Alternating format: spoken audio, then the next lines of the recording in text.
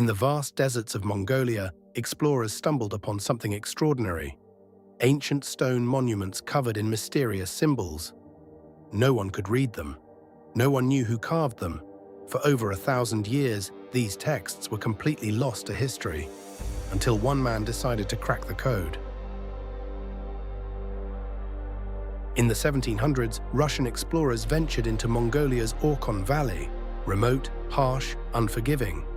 There they found 2 massive stone tablets covered in carvings.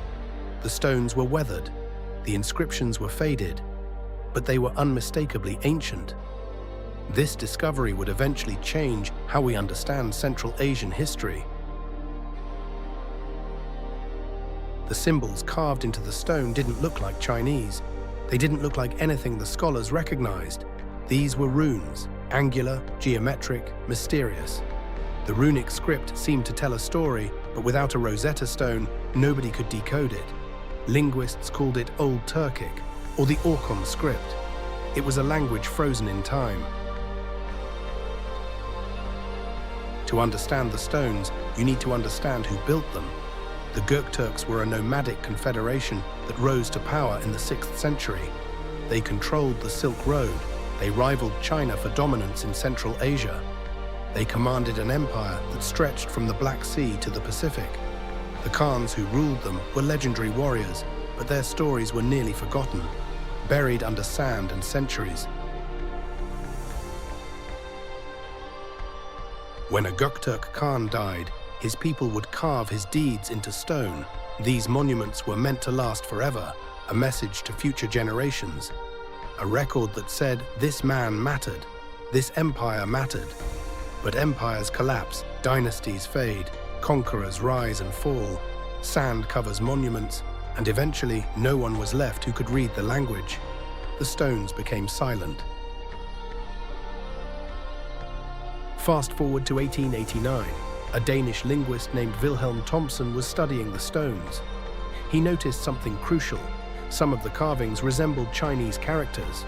If the stones were bilingual, Turkic script on one side, Chinese on the other, maybe he could use the Chinese as a key to unlock the Turkic. He was right. Within months, he had cracked the code. The stones could finally speak. For the first time in over 1,000 years, the voice of the Göktürks echoed across time. The decoded stones told an extraordinary story. They were monuments to 2 legendary Khans, Kultigin and Munka Khan. The inscriptions detailed their conquests, their struggles against rivals, the Chinese to the south, other nomadic tribes to the north. But they also revealed something darker: the slow collapse of the Göktürk Confederation. The empire was fragmenting. The Khans could feel it. These stones weren't just boasts of power. They were desperate attempts to prove that the Göktürks mattered, that their legacy would endure.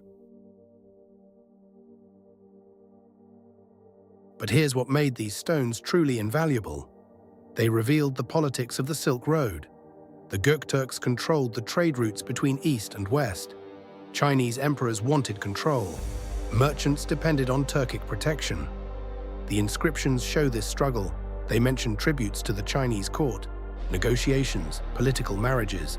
It's a glimpse into the geopolitical tensions that shaped the medieval world. 2 empires, 1 road, infinite stakes.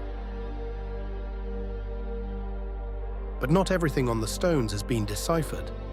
Some sections are worn away by 1,300 years of wind and sand.